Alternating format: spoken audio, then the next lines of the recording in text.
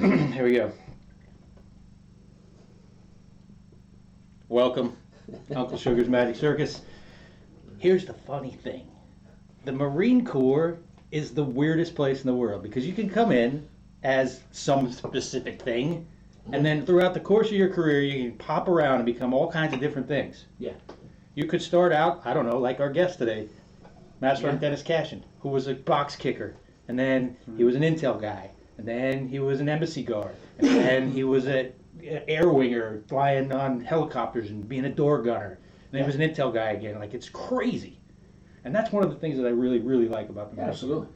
So it's my understanding that somebody was asking about this very thing, about how crazy it is in the Marine Corps to be able to go from job to job. It's the letter we, again, and we've been gone a couple of weeks. We know we have, so the letter's really piled up. It's not our fault. Sal had Ebola.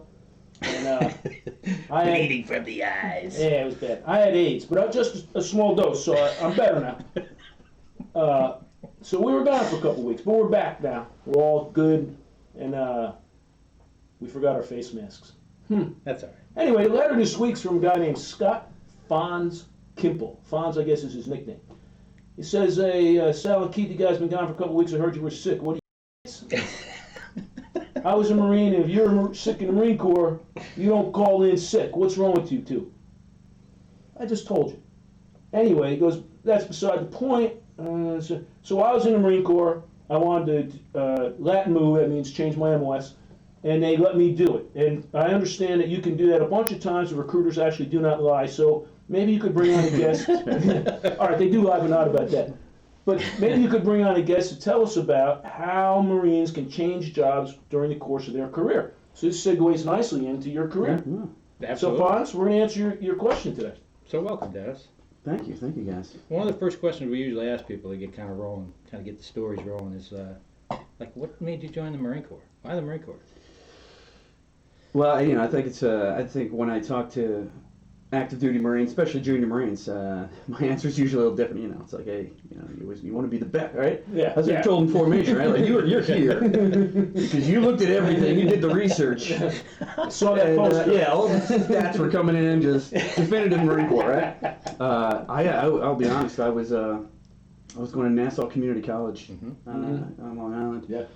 And so I didn't approach these guys. So like a giant gun, probably an artillery piece, but at the time that was just a giant gun. And I was like, it's like a pretty sweet gun. Like I was probably zoning out and not going to class, and just staring at this gun. And like this guy approached me. I had he was in Deltas. Yeah. I had no idea what this guy was. I've seen commercials. So I think when I was like, hey, what are you like? They looked Coast Guardy, like just I thought white hat. Yeah, I was like, what are you guys? You guys Naval Academy or what are you? Yeah.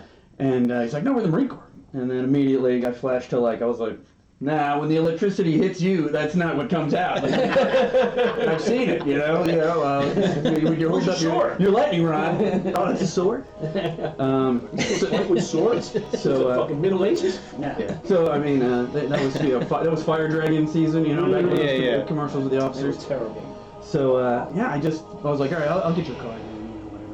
I wasn't enjoying community college at that time.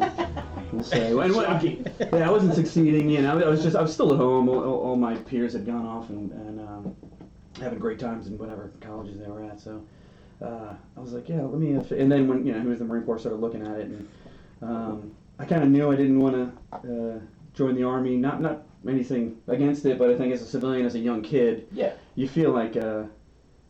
Christ, the generation that raised me, they always talked about the draft. I feel like anyone can be in the Army at any given second anyway. I was in high school for Desert Storm. I was thinking like that, and that was the stretch coats. Yeah, there's being, or you would just get your teacher would be reading attendance and being like, oh, and congrats, guys. I guess you're in the Army now. And then obviously I didn't know how it worked, but actually I was really close to the Navy. I had some my grandfather, kind of two grandfathers in the Navy during World War II. Mm-hmm. So I used to watch Victory at Sea on Sunday. And that was my kind of in high school. That was actually the Navy I was leaning more towards because that was more of a family thing. My father and my uncles were in the Army, New York Army National Guard again because it was draft. They happened to be in the fighting '69. They were actually. I have an aunt whose father was the CG of the Fighting 69. Really? See this? My grandfather fought in the Fighting 69 in the First World War. And this is his World War I victory medal, campaign medal. Oh wow! Yeah, so that's talk about a small world. And his brother, they went together, both mixed from New York City, because in those days, Fighting 69 was all Irish. Oh yeah, I was Irish up until World War. I mean, from the Civil War. Yeah. To World War One had an Irish legacy. I mean, they have when they march down, New York City, they do the St. Patrick's Day parade. Yeah. But they do other parades too. They have the Wolfhounds. Yeah. The Irish Wolfhounds. Yeah. That's their mascot, I think. But Anyway, I interrupted. no, but that was yeah. So I mean, Interesting tidbit. yeah. Recruiting was kind of funny. I didn't want to enjoy my civilian life. Didn't know what the Marine Corps was going to be day to day. I thought it was boot camp for 4 years, and then It's not. So yeah, no. So I was preparing myself for that, and then once they said you have to come to these Poolie meetings. You absolutely. Yeah. I didn't tell my family actually. Hang on one second. The Poolie is what? That's when you join. When you first join up, you're not really in yet, but they're trying to like sort of get your mind You've right. signed all the documentation. Get your bodies right. You've actually probably taken an oath, but you kind of know the oath isn't. The binding one is the one you do right as you're shipping at MEPS. So when you take the oath, when you enlist, Yeah. and then the recruiters, they give you T-shirts and bumper stickers and pump Right. you up and want bring your buddies in. Yeah. Got some buddies from high school, bring them in. Yeah. Let's chat with them. Well, and then they offer all these great curricula. Like every Saturday, we go down and we go to Eisenhower Park, Yeah, and yeah. run like 8 miles. Like, isn't that- and I'm like, can we do it hungover? I was not. I literally, I was very unlike the rest of the Poolies. All these Poolies were, some of them were still in high school. Yeah. And they were like, hey, Staff Sergeant, or whatever. And I didn't know the ranks yet.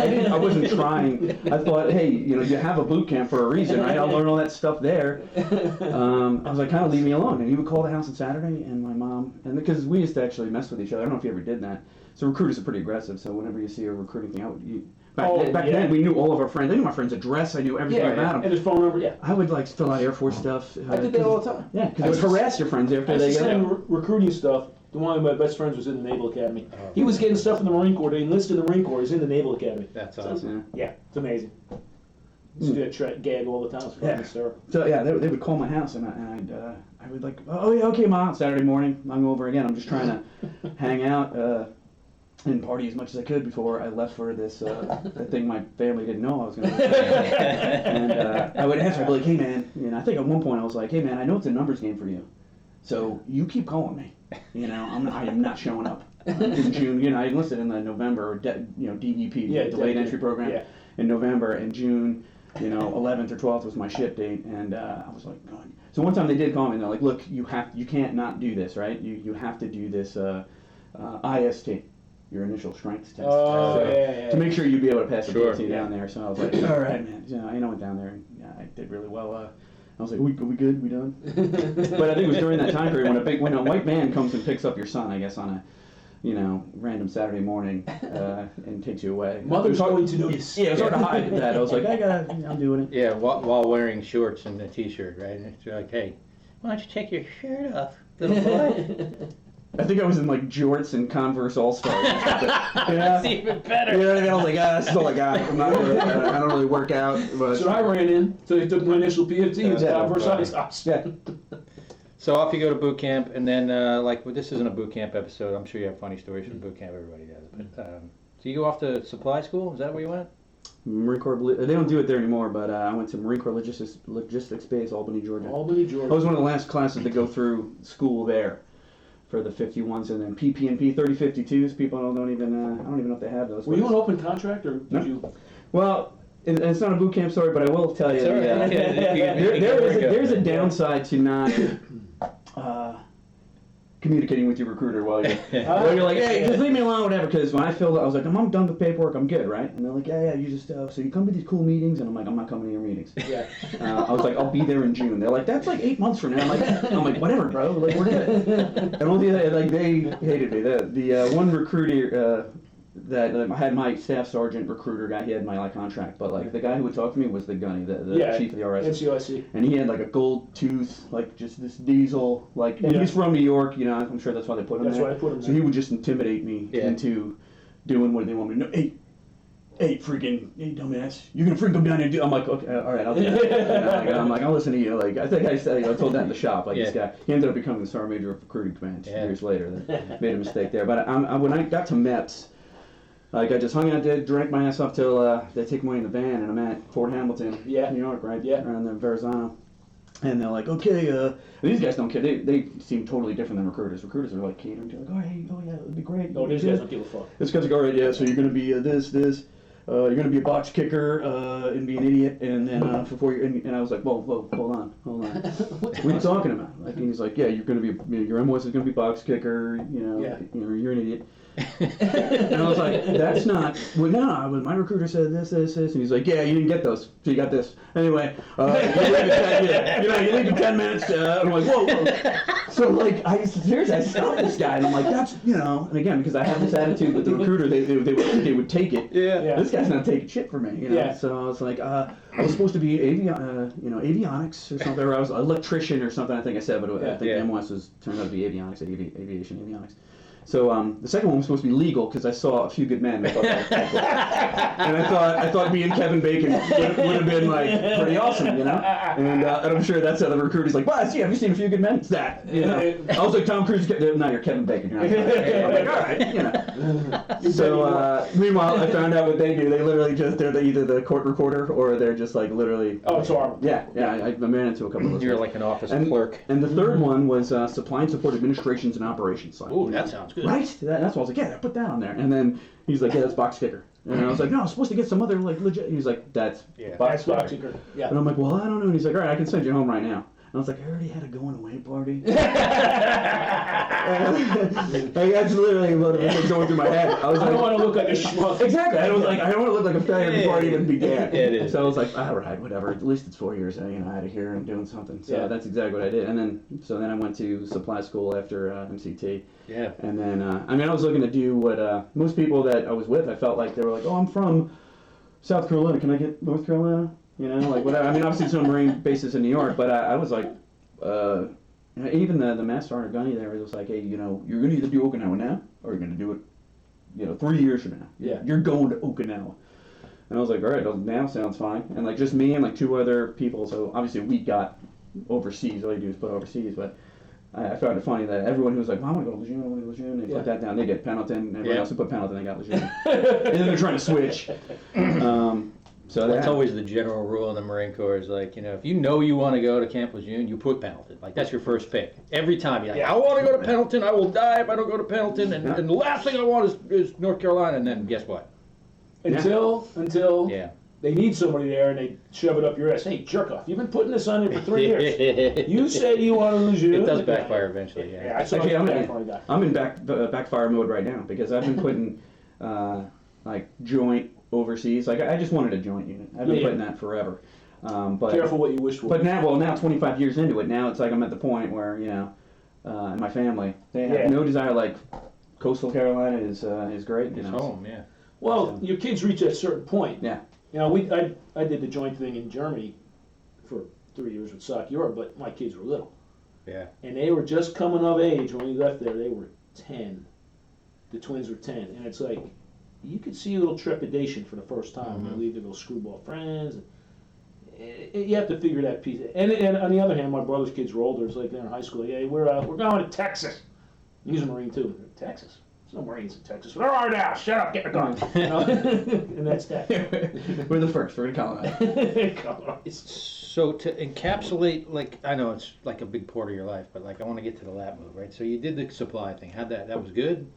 Supply thing was good. Being in supply, it wasn't, I don't think supply really, because there's many different kind of variants, just like there is in Intel, or any MOS. If you're at the FSSG or if you're at Division, totally 2 different lives, right?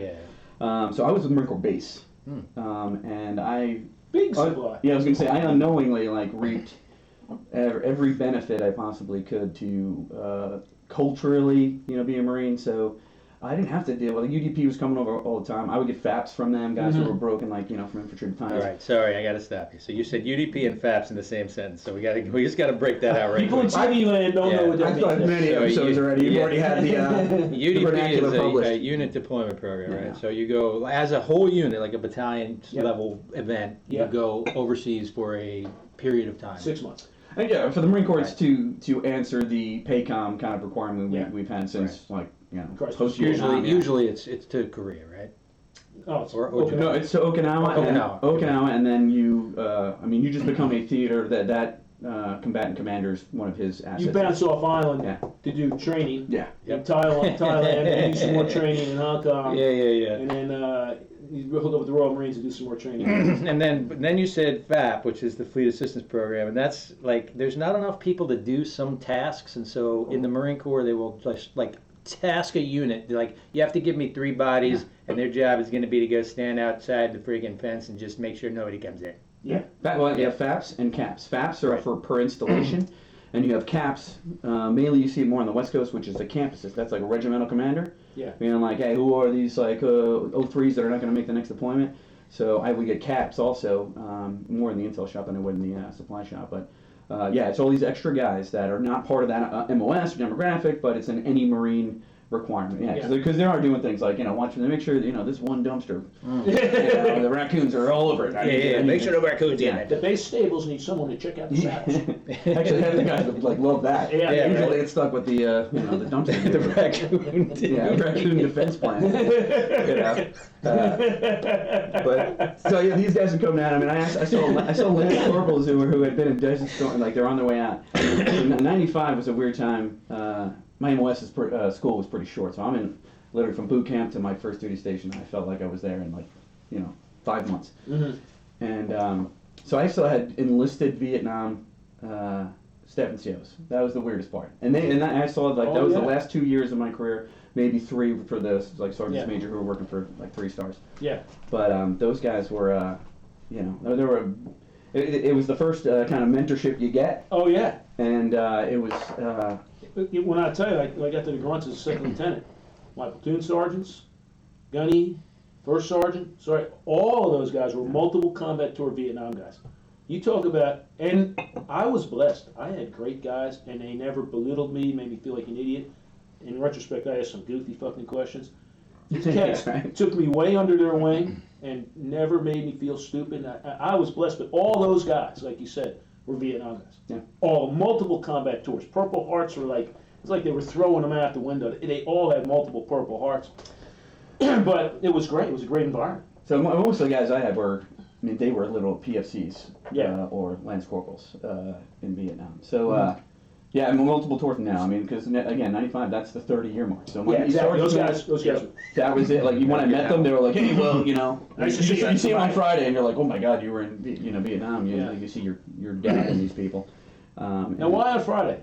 Yeah? Huh? See, picked up Why on on that. Friday? Tell us Why on something. Friday? I'll tell you why. Yeah. Because in the Marine Corps, Yeah, for many years, although I don't think they're doing it anymore. I'm not sure. I don't think so. They do it? Right. In the real Marine Corps, they do it. Absolutely. Yeah, And the not where we were. so do you hear what you have in the Pentagon? You're wearing Yeah. every day now. So Yeah. really, Yeah, so I just every saw that. Friday Just changed, yeah. in most units of the Marine Corps, you put on your Charlie. Service uniform. Yeah, so Yeah. it's like green pants. Khaki shirt. We call it Short peanut butter and sleeve. pickles. Yeah, short sleeve khaki shirt, and you get to wear all your ribbons. And what happens? What's the coolest thing about the Marine Corps? I like anyway is like you wear your resume on your freaking Oh, yeah. on your uniform. Yeah. So when people dress up, it's funny because man, it's like dogs sniffing each other's butts in a way. Like, Yeah. people are always like, oh, I see where he went. He went there. He did that tour. He did this duty. Oh, Bronze Star. Yeah. Yeah. This guy, he's the shit. He's got a Yeah. V. Wait a minute. He had no V on that Bronze Star. How did he get that? And it is kind of and it immediately you almost feel like you're conducting like approaches or something the first time because you won't even have said hello to this one individual, but you already ask him a weird personal question immediately. Based on what he's wearing. Exactly. It'd be like, so Fallujah 1, Fallujah 1 or Fallujah 2? Yeah. Yeah, who were you with? Yeah. That's the other thing. Who were you with? Yeah. And I can tell you instantly when he was there. Sure. I mean, you just know that shit. It becomes such a weird art too with I think with ribbons when you're looking at like if someone has a like, because some of the stuff is just Tell, you have a weird ribbon that people looked at and went.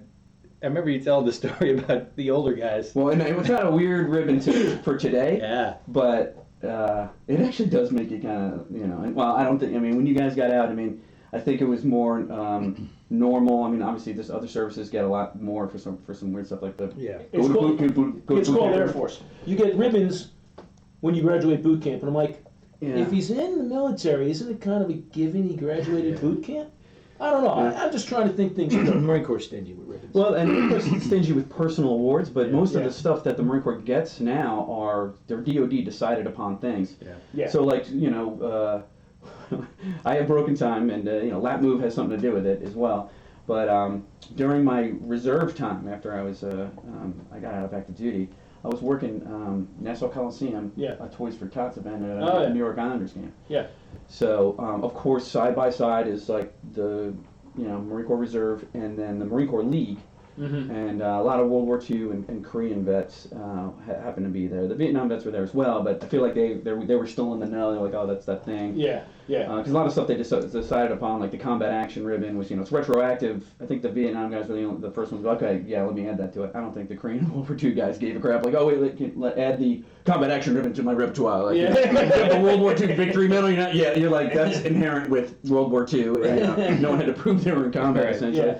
But anyway, I had this one gentleman, a Korean War vet, came up, and this was kind of like it's like that show with the guy from Seinfeld. It's the white-haired guy. I don't have HBO, but like it was one of those type of scenarios where, Curb Your Enthusiasm. Yeah, it was like that guy. How like the type of stories he tells essentially. Larry David that acted out. It was one of those situations because he comes up and he's like, hey, so. Tom over here, and he's like pointing to a guy in a wheelchair with an ostrich mask and a red hat. And he's like, Tom over here is thinking your ribbons are incorrect or messed up or something like that. I'm like, oh, well, all 5 of them, I'm pretty sure I went over, and again, like you're looking at it from my perspective too. Like I have like 5 ribbons, which is, in today's age is like chump change. It's like, oh, you got 5. Okay, so you're a sergeant. Good for you. Good cookie and all these other things. Yeah. The good conduct medal. Thank you. Yeah, nice the medal if you get. He is trainable. Yeah. If you go 3 years without getting, criminally arrested. Charged. Yes. It's a huge feat for the United States Marines. So we give you a medal for it. We give you a medal. That one you get a medal for. Sorry, look at this civilian world. They're like, what do you want, a medal? Like, actually, I haven't stolen anything from this business in 3 years. A raise or a medal would be accurate. Give it up. So again, I know I digress. So this guy's like, I think some medals. I'm like, I can tell you right now, they are not messed up. Like, what does he think? And he's like, well, and he was like, again, questioning. But this guy, this World War II vet, was like definitive, and I'm like, well, I'm at least like 8 feet away from him. I'm pretty sure that whatever he sees is just like, it looks like just mustard smeared on my dress blues. Like, no disrespect, but he was like, he was pointing to my embassy guard ribbon, which is a red, white, and blue ribbon, which is a junior ribbon. And he thought you had a silver star in the wrong place. So he knew it. Like, that's a silver star. And I'm like, actually, I have to admit though, when someone messes with your uniform, like you always fall for it. It's like that whole thing, like, what's this? You're like, right? Yeah, as a Marine, if someone's like, hey, that's fucked, you're like, that's fucked up. You're like, oh, no, it's not. And you will check. You will fall for it every time, like, because maybe it is, like, who knows? And I have to admit, I had like like tingles go up my spine. Yeah. I think, did I go to the PX and put a silver star? Like, like I would have sprinted out of Nassau Coliseum parking lot, and and I'm looking, I'm like, absolutely not. No, that. like that again. Yeah. Double check one more time. No. Yeah, no. So this is where it actually translates, and I'm like, oh, okay. And like I think Tom wheeled over or something, and I was like, this is just a ribbon. It's not even a medal. You get it for the embassy duty, right? So Marines guard embassies. And he's like, oh, okay, that's. And I'm thinking like, all right, look at that, like, and maybe some respect or something, like, oh, embassy. Okay, that's good. It's just a ribbon. Yeah, I'm like, it's not a medal. It's just a ribbon. So like, when you go in alphas, I put it over here, and then you have. And they're like, okay, so just for being on embassy duty. I'm like, yeah. And he's like, well, what's that right next to it? And I was like, oh, that's the Korean Defense Service Medal. Right, and then so like the guy who had asked me the initial question was like, before he was just like, this guy has a question, I'm just trying to help him. Now he's like, Korean what now? And I was like, and like he's got like, the little yin yang like thing, yeah. And, he was in Korea. Exactly. So he's like, I lost 2 toes to frostbite, and You got a medal. And he's like, what do you mean Korean defend? Like, what? Did something happen? And then he was just like questioning history. Like, did we like go back at it? We like, because I thought 53. I tried to go out in the 60s and I missed something here. So I'm like, well, no, it's actually the, and unfortunately, I remembered the criteria. I was like, well, it's actually 30 days of continuous time or 60 days non-consecutive, on the peninsula in support of So I'm like, oh, that sounds pretty lame. Like as it's coming out of my mouth. He's like, oh. Yeah. And they're trying to be nice. They're like, okay, well, all right, I guess just go to Korea then. These guys march out of Chosin. He's like, and then they got a handshake. Yeah. 30 days getting drunk down in Busan, and you're like, whoo, yeah. you're in. Let me put that on. So, Buying Pokemon cards for your kids and stuff. So it just goes from there, and then he'd like to point out everything. And obviously national defense, even the Korean guys didn't even know that. They didn't have that. So I'm like, that. That's a Vietnam thing. Yeah. So I'm looking at it, and I'm like, yeah, and then he's like, oh, well, I'm the Navy Achievement Medal. And he's like, which, and like, I think I had 1 or 2 at the time, and he's like, what did you get? He's like, oh, you got to start your tuning. What's the one of those? And I'm like, I was on color guard in Okinawa. I hated supplies so much that I just joined every extracurricular thing. Yep. And I got a Navy Achievement Medal for 15 Yeah. ball events. Like I don't. He was the color sergeant. I was telling you that one of the earlier shows, one of my sergeant majors is a great dude. We talk all the time to this day. We're best friends. His father in World War II was on a subsurfaced. He got to shoot the deck gun and sunk a Japanese trawler. Sinks a ship, gets a Navy Achievement Medal. That's awesome.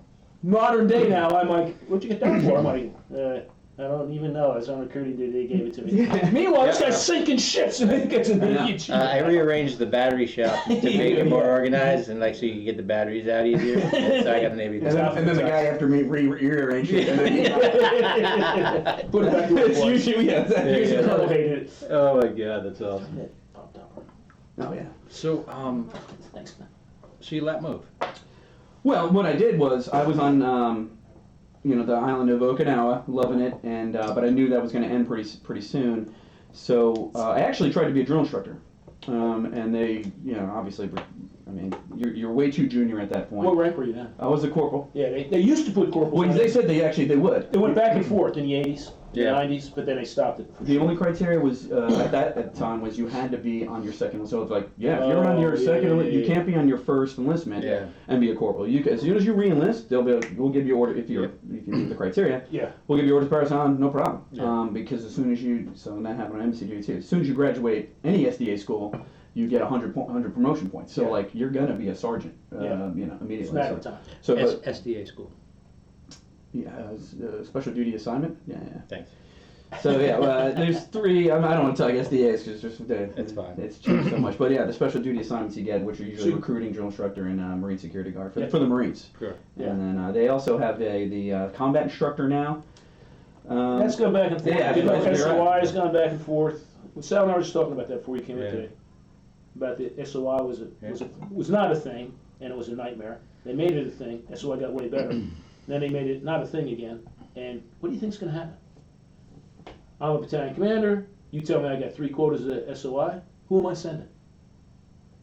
That's reality. I'm sending cheese sticks. Yeah. That's what happens. The guys who are ESing or guys or whatever. Yeah, Sure. Anyway, we're way off course. Well, they have a ribbon for it now. Is what So you get the ribbon for combat instructor. And actually, when I came in, I don't even remember when they changed it, but it used to be just infantry. So even MCT was taught by infantry Marines. Yeah. And now you do have the, it's again just the same pool that you would for drill instructor MSG, whoever wants to do it. And it's part of that list, that HIS list that comes out where they just kind of select you to go. So I tried to be a DI, and then I was told you're and someone, I think some staff sergeant in like the back of the room was like, what about MSG? and said it like that, and I remember being like, we have stuff at Madison Square Garden? Because I'm like, I'm from there, man. I'm like, yeah, sweet. I love it. So they're like, no, dumbass. Marine security guard duty. And I'm like, that sounds horrible. I was like, I do that like once a month at the barracks. Like, what do you mean? I was like, no, you're going embassies and you're doing this. And actually, I had some guy who was a prior, and he pulled out his pictures with him and Reagan. Yeah, and you blank embassy chicks. And so like I was sitting there. you know, and then the demographic I fit, right? Younger Marines, stuff like that, didn't have to be on your second terms like that. So I put in for that, and then I went to the school, went to Korea, then went to Bolivia, and then around when my time was coming up, I actually was like, all right, well, look, I can't live and it's a great life on MSgt Duty, right? Oh yeah, but your liver can only hold that so long. Well, you know, even that, but like, you know, I could hold it. It was an Olympic level liver.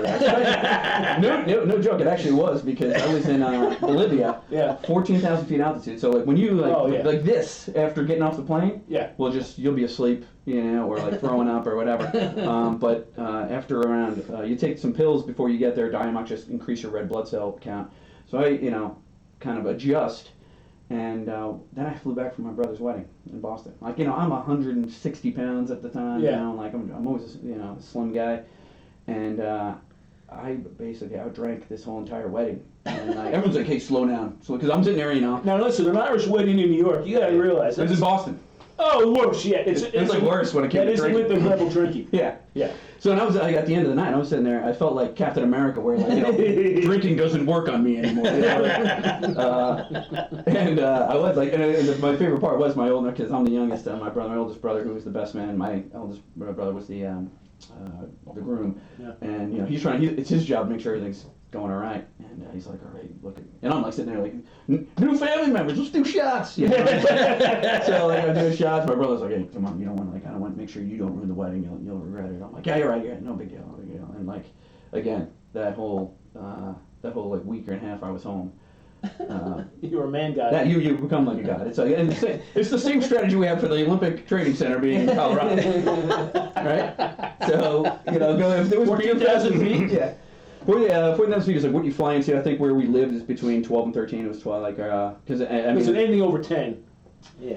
And I didn't like that too because like if you're on recruiting duty in Colorado Denver, or if you're on embassy duty in Quito, Ecuador, you're at 8,000, right? So 8,000 is Colorado, and you get 120 or 90 seconds off your PFT run.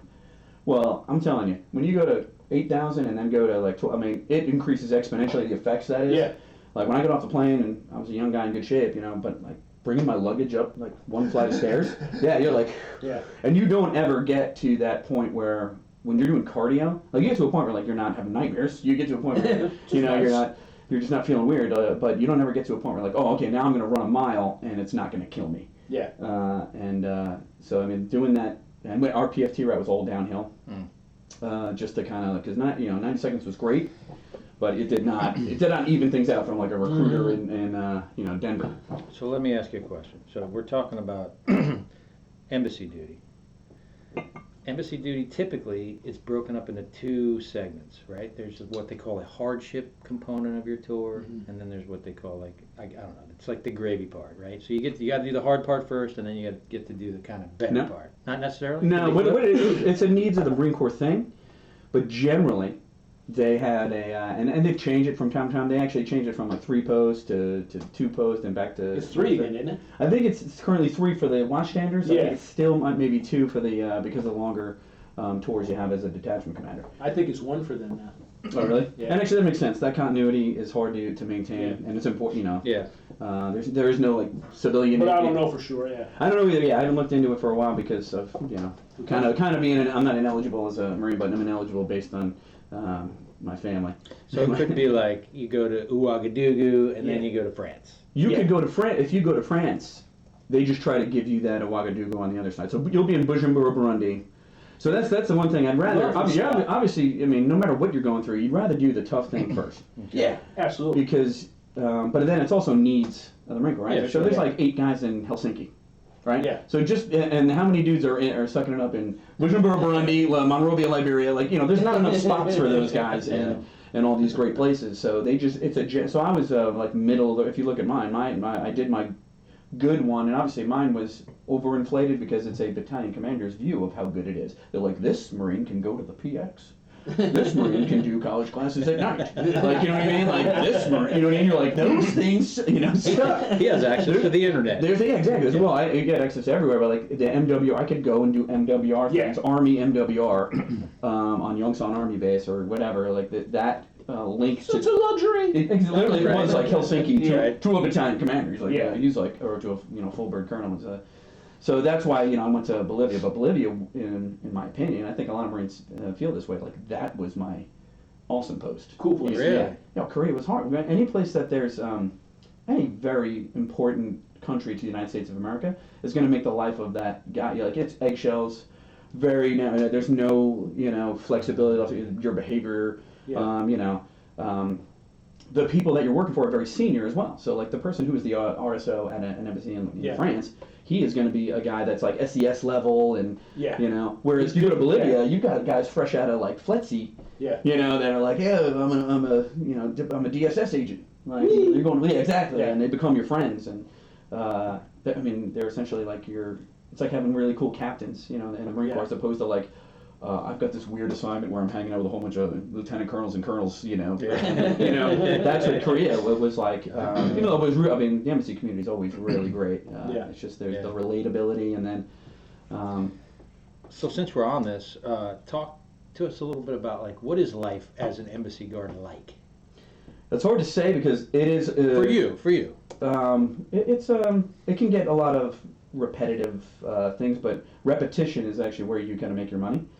So when you first get there, you're snapping in, you're just learning different things about that, the specificity of that embassy, and that's literally what they tell you when you're going through school. You learn core things of like taking, but then once you learn the specificity, and actually I think that's one of the things that in my head. So I don't mean to interrupt you, but like most people are going to know embassy guard duty from the movies, right? What does a Marine security guard do in the movies? They stand at parade rest outside of a door while a meeting's going on, right? And that's it. Well, that's and then probably, terrorists come and everybody dies. Right. That's probably what we'd want, the whatever the regular public to know. And and that's the forward-facing part. If you are in distress and you go to an American embassy, you might end up seeing a Marine. Usually you won't, because you have to remember, and that's a funny thing. Now these memories are coming back. The hardest part about being, especially in Korea, where there's a lot of Americans, you train for these movie-type scenarios. And some of them will actually come true, right? Where there is a giant protest of people, violent people outside of the embassy, and you're like, you have like you and 8 guys. You're gonna do what? Granted, there's usually a layer of host nation, but depending on the relationship with that host nation, that's also a kind of thing. In Korea, you're good. Yeah, right. God, if we had those type of police here, like you wouldn't see anyone step. They can protest and do whatever they want. It's just a different way they can do it. But hey, I'm going to stop you there only because I know you have a story about that, about host nation in Korea doing something. Yeah, I forgot about that. Actually, I told that at the corporal's course. You did indeed.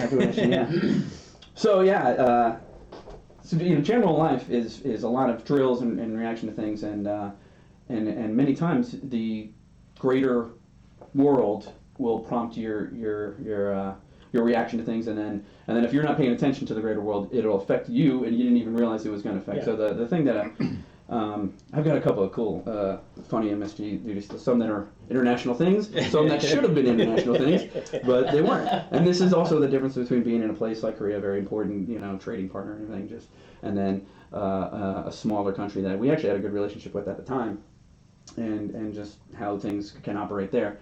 But I was snapping in, learning these. I was not in the repetitive mode where I knew a lot of these things were still up for interpretation to me. But I was good enough to follow the procedures, get people in and out, get access. You control access to the entire building. That's like in the morning. That's what you're doing. Post one. You're opening up the building for all the employees. You deal with nothing in that. It's just an overseas DMV. That's what it is. To us now. Yeah. Right? To all of us here, like as users, as my passport's gone, or I've been arrested, or I don't know. I need to go to the embassy, and you're not going to see a Marine. You're like, hey, Marines, help me out. Like that movie, The Saint, where like Elizabeth Shue is sprinting, and there's Marines in Moscow too. Like, you know what I mean? Like when I saw that movie, like all MSGs are kind of like, oh God, it is ridiculous. I don't know who and then you want to just be like, why can't I get a job writing this stuff for you? Because Hollywood doesn't care about the truth. That's why. Where's Dale Dye? Dale Dye, come on. He needs to. So when I was in Korea, I remember, and I was doing okay. Again, it was just this is really just a lost in translation kind of scenario. And I'm on post 1. I've got the A/, right? So he's very critical. He's responsible, right? He's a senior watchstander. The A/ is the assistant / detachment commander. It's just a common nickname for him. So he's off doing post 2 things, which is more of a roving patrol, and then he's got other duties that happen at certain times. He's like either gain access to something for someone or whatever. And I'm feeling pretty confident, stuff like that. And I have the local guard, Mr. Yee, who came up and was like, "Hey, look, here's the thing for the day. Get the protest." I remember hearing too, like there's going to be a protest from the embassy, whatever. And again, I'm very professional, like RSOs and stuff like that. And they're like, "Oh, well, yeah, it's a protest. We have protests in America Every day. all the time. Yeah, this is you want protests. Right? We're doing the It's called we're winning democracy. as an American embassy if the country you're in has protests. Absolutely. Right? When they're protesting you, still okay, whatever. But this is fine. Just let them protest." So okay. So I am noticing one thing, and again, this is me trying to be like involved in the plan.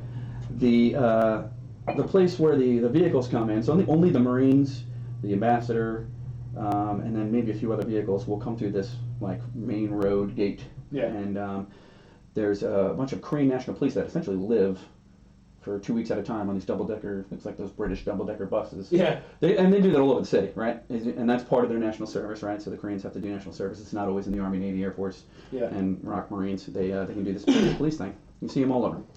So that's where they have their jurisdiction. The guards that guard the embassy, they're like a diplomatic guard, right? So I have to go through them to then go through the Korean National Police to make things happen near the embassy. So these people are just protesting, no big deal. They just have their little signs, peaceful, and it's only like 12, 15 people, right? And they're all like, just young people, like, don't know what the signs say.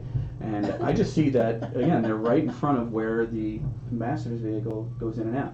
He's also the only vehicle that when, even the Marines, when we come in, they'll do the airlock. Yeah. Right? So one gate comes up, you come in, close it, bomb surge, blah, blah, blah, this other thing, and then you go.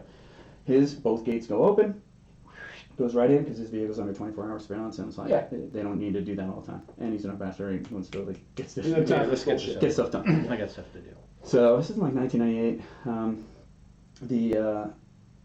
The gate where he's coming through, I get the call, like, hey, ambassador's on his way. You always have an idea what ambassador is. And I'm like, okay, after that, I'm looking. And I remember being like, 2, this is 1, like, come in here, I need you to come in. And he's like, nah, I can't, I'm doing some stuff. And I'm like, oh, okay. I'm like, this is on me now. Yeah. God damn it. And like, finally, I'm like, this can't be that big a deal. And I'm like, hey, Mr. Yee, can you come here? And he's like, yeah, comes in. And I'm like, hey, Mr. Yee, see the people protesting up front? Can you just move them like closer, like where I can see right now, like the gate's there. I'm like, just move them to like right here. I'm pointing exactly, just move them and then just keep them away from the gate. Yeah. The ambassador's coming. I know where this is going. So yeah, he's like, hey, yes, Cashin, whatever, he goes. And so I see Mr. Yee, and I got the camera slewing. I'm seeing him outside. He goes, and this like lieutenant-looking guy, like calls me, and he comes over and he reports into this Mr. Yee. Mr. Yee. And again, they observe like elder Yeah. respect and stuff like that. So I don't think it was a chain of command relationship, but he just comes to attention, and then like literally he was like, hey, like I can't hear anything. I just see the reaction. He was very military disciplined. Yeah. Way about him. And then he made a call, and all of a sudden off the bus comes, and they form up immediately in there. And actually, I think I lost where I was at the time. I was just like, that's squared away, just like the Marine drill master in me was like, look at that. And I was like, oh my God, they just did it by the right flank. Like, how did Corporal's first, we couldn't get that. So I just watched them do that, and I'm like, oh, okay. And then literally they like form up, and they get, form like a phalanx type thing. They don't have like shields or anything, so I didn't know anything bad was coming. I thought they were literally just going to form up and then be like, please move 10 yards away. And they march right up in these like people are just right? And then literally like he made a command, like this looked like like that Tom Cruise movie about the samurai. Like this lieutenant like made a command and he was like, again, can't hear anything, so I'm making it up in my head. And they pull out these giant look like Ninja Turtle sticks, like and then just like the first one I saw, I just saw this lifeless body hit the deck, And I think I literally uttered like, oh, like, oh. I like covered up the camera, and I'm like, oh no, oh my God, no, this is not happening, you know. And then like, I did this. I'm responsible. yeah, for this. Oh my God. I think Gunny came in too at the time, like a turnaround. It looks like a sitcom. I'm like hiding the camera with my ass. I'm like, hey, what's up, guys? What are you doing? What do I do for you? He's like, Cashin, you know, what are you going on? You know, you're a new guy. And I'm like, no. And I'm like in my head, I'm like, I gotta tell him. I'm like, yeah, I think there's someone getting killed out here. So as I like kind of, you know, pan back, I see like they're already beat, and now they're just literally just dragging their bodies like to like. I don't even think they looked back at like the embassy like, here's the dead bodies out here. Just drop the dead bodies. So you're like, oh God, and you know, they're like, all right, Kish, I'm like, look, I just said to move the white thing, you know. And then that's probably the best part. So like as they're moving like one of the last bodies, here comes that Cadillac with the ambassador. He's like, look, oh my God, what the hell's going on? He gets out, he like comes in, he's like the RSO's like, oh, there's a bunch of stacked bodies out there. Like, yeah, it was Cashin. It was didn't like the. So I thought it would end there, and it wasn't until like later that night. You know, I've been relieved, not relieved, but I've been relieved from my post, and like someone calls like, hey Cashin, you know who those people were? Like, can you turn on this? You know, we have all the fees. Like, turn on this. You know, so that was a bunch of Korean like film industry people that weren't really protesting the American embassy. What they were protesting is they couldn't like gain access. They would make movies. Like I remember Saving Private Ryan. Actually, yeah. I saw it in a theater out in town. It was a. So I think they were just kind of making note. They were like, look, we make movies and you guys make movies. All your movies are shown all over Korea. Yeah. How come we can't get into, like, there's Koreans who live in America who probably would like to watch a Korean movie, and like, it's funny how we're having this conversation this time, that movie that just won like an Oscar or a Golden Globe, it's kind of a horror movie or something like that, just came out. It's like Parasite. Parasite, that's right. So great movie. Yeah, and that's what I mean. It's really so they were just not protesting, just making it known, like, hey, this would be cool. Yeah, show some Korean movies in. Yeah. Well, they were also famous actresses, like, you know, like so famous Korean. Yeah, it was like literally like Tom Cruise, Korean. It's like it's yeah. Brad Pitt, Angelina Jolie. You know, they're all protesting from the Korean embassy. And someone's like, oh, it's Peter. You know. They're all watching this right now. They're like, now I know who did it. Now I know who did this to me. You would pay cash. It was Mr. Yi. You would pay. It wasn't me. Mr. Yi's laughing his ass off right now. Yeah. Yeah. That was hysterical. There was that, and the other one was actually in Bolivia. So again, the high-profile country. So I actually gave or told that story in front of a corporal's course graduation thing, just to send a message that, like, as a corporal or as a support guy, as a non-grunt, you know, in the midst of a firefight to clear a terrorist village. Yeah. Young men and women sometimes feel they don't make a difference every day. Oh, yeah. So like, I do the same. Here's the thing, and like, you know, they don't even realize even small impacts. Like, wow, what you just did, you know, enabled me to get all the billeting that we need to do, go do this field op and whatever. Yeah. And it's hard to motivate guys, even if they did successfully get the billeting. But I try to convey that, like, hey, look, I didn't think that I was, you know, strategically, you know, engaged. And this is around the time that the strategic corporal was, you know, being briefed by General Krulak. Until you killed Angelina Jolie. Yeah.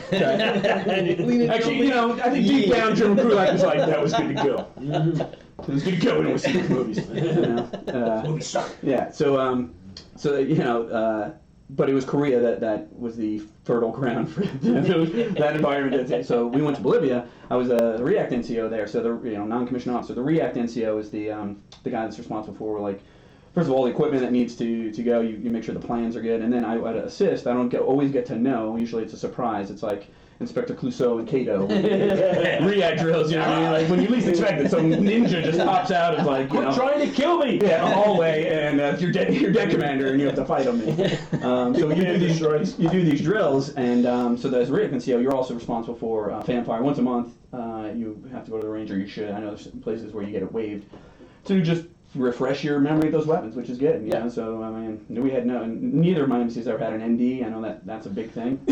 What's an ND? No, it's a negligent discharge of a firearm.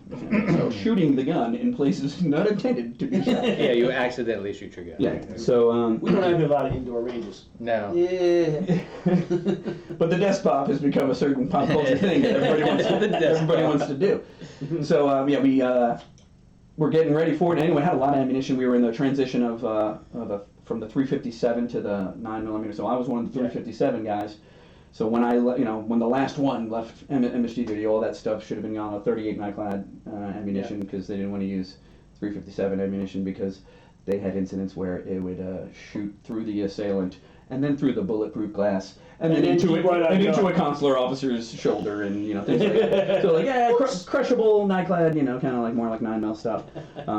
So anyway, they were getting rid of some ammo. We were, and then my commander took a look at this stuff and he's like, "Hey man, how long have things been here?" I was like, "Look, some of the stuff's been here since 95 or or 88 or And what they was you train them in school is your CS grenades. Yeah. So you have your CS grenade launcher, a C300, I believe. It's a green. It doesn't even fit in a 12 gauge. So you have an 870 shotgun. Yeah. And you kind of have to shake it a little bit to make sure it seats correctly. And then you put a gas grenade on there. It's always key to set the timer correctly.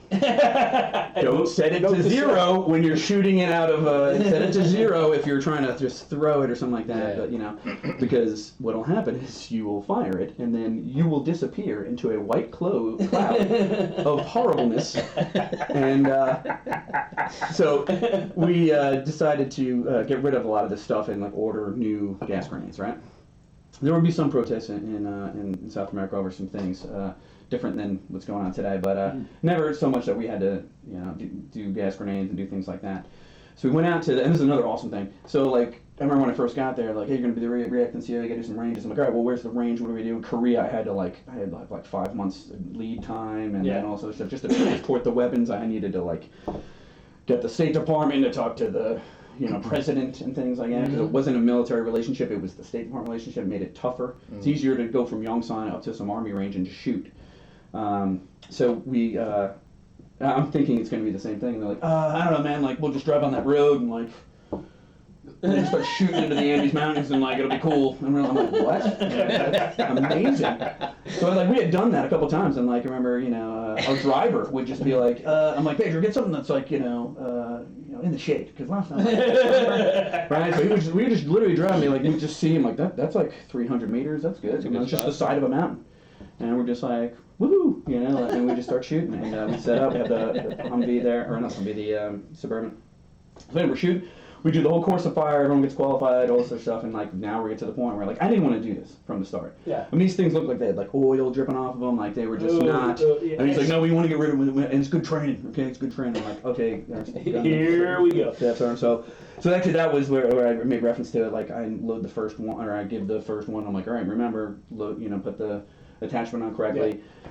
Load your round and then put your. So I didn't tell him oh yeah, make sure you have the. I forgot to. I think, but there's a little timer thing, this little switch. You go 0 or 10, and then also these things are old anyway, so they're probably just. God only knows. So he gets in there and literally. I remember from my training after he did this that in MSG school they're like, okay, when you do that, and the first thing you do is you put your gas mask on. None of us want to put our gas mask on. I don't even know. We did have our gas mask, or some of us did. And I remember being and I'm just the range guy. I'm not even really doing a lot of shooting. And it literally was kind of funny. I mean, you see this guy, and he's, basically at port arms. And it's all right, ranges. And again, it was awesome because I'm like, the range is clear. All I just see is I guess the moon, and then and I'm like, go ahead, clear fire when ready. And he literally turns into just this white cloud. As soon as he heard the click, and it's not a loud, it's not like a real shotgun round, because again it's just this launching thing that's just supposed to almost act like a firing pin for this launcher. And he just wasn't just so white, like a ninja, And I was like, and immediately I think all of us were in disbelief, that's see it, that's gonna be see it. So I just back up real quick, and I'm like, oh, and then the clear. You always think it's the white, but there's a layer of. You don't see. Exactly, you don't see it. I'm like, oh my gosh, and then as soon as it cleared, he looked like he had an anaphylactic reaction. His face was so swollen, immediately, and it's red. And I'm like, snot, and I'm just giant laughing. I'm like, oh my God, that is awesome. And I'm like, and I think I tried to play it off, being like, well, that's why we always do gas. You're supposed to do gas mask on, right? And I had totally forgot to tell me that. So yeah, we put the gas mask on. Also say the timer. The timer is very important with the timer. Just check the timer sign. So we start launching these things, right? We're launching the boot. Our intent was to. Some of them working correctly, some of them aren't, but at least we're masked up at this point. So we launch around, and again, this is all the deck commander wanting to get rid of like a couple of boxes of these things, like 20 in a box. So we're launching. Yeah. And again, I'm at the point where like I've culminated. I'm like, this is not cool anymore, and we're just like, flip a trigger. Like people are trying to do like a bocce ball kind of version, like, try to hit another guy's grenades. And I'm like, yeah, just tell me when I'm just sitting with the driver. I'm like, yeah, just tell me when you're done, and then you can go down and police call that stuff. And then I'm sitting with the driver away from all the Marines in the firing line, and I start hearing weird noises, high-pitched kind of weird noises. So where we had pulled off this kind of road was a plateau like here, and then this giant mountain face kind of, and then this was, again, a plateau, and then there was a cliff, and then some other kind of plateaus down there. I don't even know what was around there. I don't know what villages around there. We don't have, like, maps that we would today. Yeah. It's definitely not a tactical. But all we did was have comms with the MC. That's all we prepared for. And I'm hearing like, like this high-pitched kind of, and I'm like, that's, I'm not from this continent. Like, if they're an animal, if there's some kind of a, breed of cat that we have to worry about. So I get with, I think it was Santiago was the driver that day. It was our girl's favorite driver. And I'm like, Santiago, so we start walking towards the edge of this plateau where there's a cliff. And I, actually, as I'm walking too, I'm making sure I'm looking at the Marines, make sure none of them like point a weapon over near me. Because again, it's a very ungoverned range at this point. Like, they knew enough to like, that's the direction. Everyone points everything and shoots everything. However common, there's someone like, oh, no one's over here, right? That's So I was making sure of that. And as I'm looking, I see, like these white clouds are just launching these things off. And it's getting to and we hadn't noticed it because again, there's a cliff. Yeah. Well, this cloud of CS has gone down this, and I'm like literally following it before I even know. And I look over. There was like a group of villagers, like young kids that were playing, like kicking a soccer ball. Really, it was probably just like a burlap bag filled with like dust. That was their soccer ball, right? And they're like, and all of a sudden they're just rolling around the ground. Right? They have no idea what's going on, and they're like, this is like, I think it's like evil spirits, right? Because it's not white anymore; it's already dissipated. All of a sudden, they're just like, I can't breathe. And they're just screaming, like literally, like they're like trying to get the evil demons out of everyone's body. And I'm like, similar to like the ass beating in Korea. I remember just like turning, like, oh god, cut it, we're going. Ceasefire. Get in the trucks. So we packed up everything, we got the hell out of there, and then nothing happened. Oh my god. They literally thought they were just maybe possessed for a good, 35 minutes, and then, very good, everything's good. It was good. So in November, everything will be okay. So I guess I'm going to say that embassy duty was pretty interesting for you then. It was nothing what I expected, and I know with me, I've had a roundabout way to get to the point. But, That's okay. So when it was time for TEAS, end of active service, to get out of the Marine Corps, that's when I was like, hey, look, I've enjoyed myself so much, I've learned so much, and there's plenty of portions of the embassy that, like, you can learn about the U.S. government, like the national foreign policy apparatus, right? Yeah. So, very interesting, and I could not go back to a warehouse on Camp Lejeune, and be like, okay, well, So I was like, hey, I've got a TA. And people always talk you up too, in like embassy school and just around the embassy. They're like, oh yeah, you from here should go and work at the White House. Be the guy that checks the president's watch to make sure it's on time. Like they make this stuff up because of a TS clearance or whatever. And that all just does not pan out, And it's essentially it's back to reality where, like, yeah, you could totally do those things if the monitor says you can do it, and this and the other thing. And I remember, like, hey, I want a lat move. They're like, again, this is pre-9/11 Marine Corps. And they're like, yeah, no, you got a job, you want it, you can keep it, but I'm not going to give you a new one. And I'm like, and I wasn't even thinking, like, Intel. I was thinking, like, comm or just something else that had, a utility to it where I was a part of it. You as a logistician, you were a part of it, but I wanted to be in the plan, like in the room where they're like, all right, let's go do that. Instead of being like, listen up, you two turds are gonna, and you're like, okay. So I wanted to be in that side of the Marine Corps, and they're like, nah, don't worry about it, you don't care. And actually, I did have to say, I was like, well, all right, I saw some guys who like came back, after re-enlisting, got some jump wings, right? Yeah. I was like, what do you got for me in that realm? And they're like, yeah, we're not doing that jump thing anymore. So, and I'm like, oh, let me find out. like the next day, my deck commander's like, hey, good news. They said, Bridgeport, whatever. And it's a good thing I uttered this out loud. I was like, really? That's it? I was like, wow. I was like, I could do 3. I was like, that's near Tahoe. I could do 3 years or 4 years at Bridgeport. He's like, whoa. This isn't like PCS to Bridgeport. This is like, you can go to the mountain leaders frozen over, the Donner Party experience that they offer there. Right? And I was like, what? Like, you're gonna go there and haze me? I'm like, yeah, I heard you get to. And he was a country boy by day. He's like, you get to eat a rabbit's eyeball. That's how you go. And I'm like, all right, like that was so angry at that point. I was like, I'm getting out. I'm super getting out now. And so I did. I got out and. It's fine. Yeah. So I got out and went back to New York, and shortly thereafter 9/11 occurred. And the next day, I was down at 2nd Battalion, 25th Marines, front door, banging on it. And he's like, "You're one of many." And it's funny, the World War II vets and they had all obviously done the exact same thing. Which it was a crazy time to be in New York, and our whole battalion, when it got mobilized to sent down to this area, they were like 110% TO. Like everybody tried to get back in, and then they were, I think today if that happened, they'd be like, no, you can't go. They were like, yeah, take them all, whatever, we don't know what's coming. And so we came down here to do that, and I did like 6 years on active duty. I did 3 years of active duty during that reserve time, of like basically 5 and change years before I came back in. Yeah. And during that time period, so thank God, they fell short on some of their intelligence Marines when we were getting ready to go to Iraq, and that's where the planets flying in line for me. I have a top secret clearance.